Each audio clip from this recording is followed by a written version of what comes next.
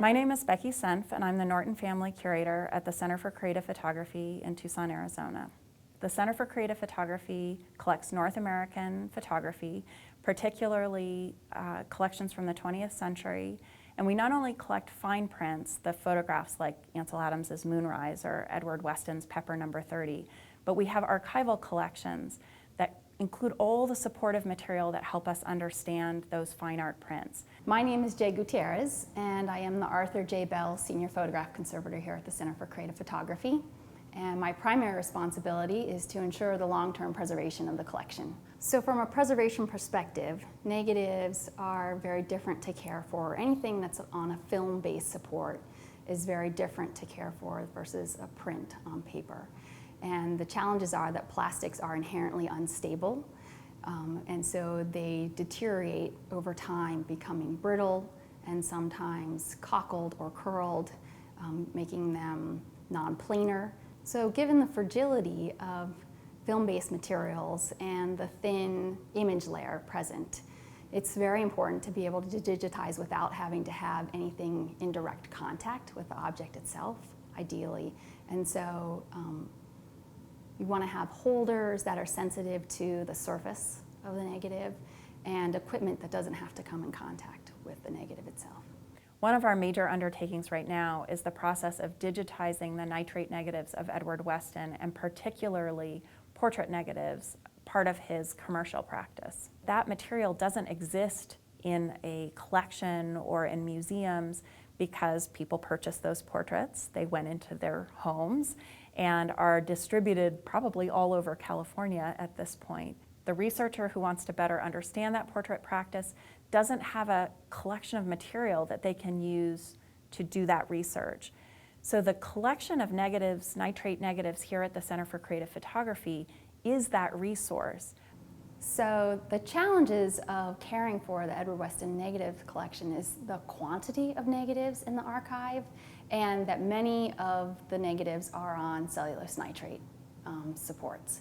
And cellulose nitrate is inherently unstable at room temperature, and so it requires specific environmental conditions to ensure its long-term stability. But as nitrate negatives, they're very inaccessible. So the digitization process that allows us to put them into positive, present them on a website, provide access to them, is really creating an opportunity for scholars to gain a deeper understanding of Weston and his commercial career that really before now hasn't been possible.